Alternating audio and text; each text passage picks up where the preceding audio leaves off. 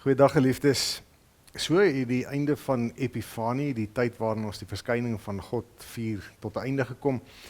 En hierdie week staan bekend in die kerk van die Here Jesus Christus wêreldwyd as die eerste lydensweek. Dit is ook dan in hierdie week Woensdag wat as Woensdag is. So ons gaan ook so 'n bietjie hierdie week net stil staan by Christus se lyding. Ons lees vandag in Jesaja 43 vers 1 tot 7. Luister, so sê die Here wat jou geskep het, Jakob, wat jou gevorm het, Israel. Moenie bang wees nie, ek verlos jou. Ek het jou op jou naam geroep, jy is myne. As jy deur water moet gaan, is ek by jou. Deur riviere, hulle sal jou nie wegspoel nie. As jy deur vuur moet gaan, sal dit jou nie skroei nie, die vlamme sal jou nie brand nie. Want ek is die Here jou God, die Heilige van Israel, jou redder. Ek gee Egipte as losprys vir jou, Kus en Seba in jou plek.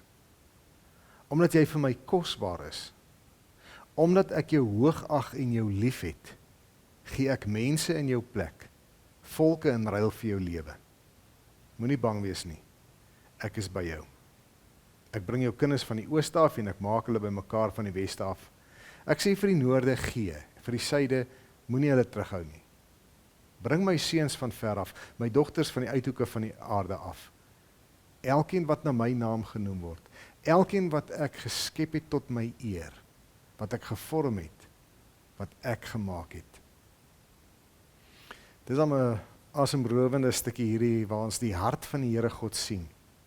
Waar hy nie wil hê dat een enkele van sy skepsele moet verlore gaan nie, dat hulle moet weggeraak nie, dat hulle moet vreemd voel nie, dat hulle moet seer kry, dat hulle moet swaar kry nie. Almal het vir hom waarde. Maar kom ons gesels oor waarde. Is daar enigiets in jou lewe wat jy bereid is om alles voorop te gee? Ek hoor sommer dadelik die paas en die maas en die oupas en die oumas wat sê, hulle sal alles opgee vir hulle kleinkinders, en dit is nogal so nie, vir hulle kinders en kleinkinders sal mens baie opgee. So ons verstaan iets van die waarde van dinge. Daar's nie noodwendig iets van soveel waarde in my huis, of dit nou 'n skildery, of wat ook al dit is, wat ek as so waardevol beskou, dat ek regtig iets daarvoor sal opoffer nie.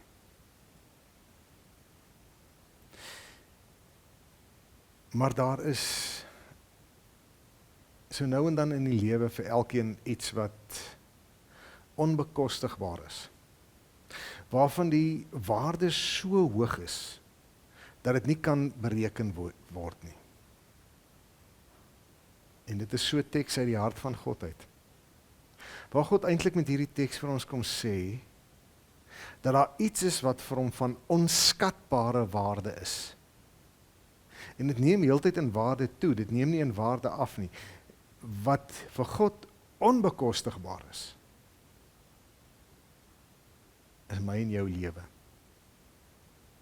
Ja, in die begin praat hy met Israel, met Jakob, sy volkie wat hy spesiaal uitgesoek het, en spesiaal vir hom geleer het, en versorg het, en met hulle baie wonders gedoen het. Maar as ons so verder gaan, dan hoor ons iets anders. Elkeen wie hy geskape het, wat jou en my insluit. Elkeen wat hy op sy naam roep, wat jou en my insluit. Wat is God bereid om vir jou en vir my te gee, op te offer? Omdat jy vir my kosbaar is, omdat ek jou hoog ag en jou lief het, gee ek mense in jou plek, volke in ruil vir jou lewe. Ek en jy het nie die vermoë om lospryse van volke te betaal nie. Maar God kom sê hier op 'n manier net, julle moet weet, julle is my so kosbaar, my kinders, dat ek volke en mense sal betaal vir julle lewens. En nou kan jy bietjie so in stilte vandag dink, wat het Christus betaal vir jou lewe? Meer as volke, meer as mense, homself.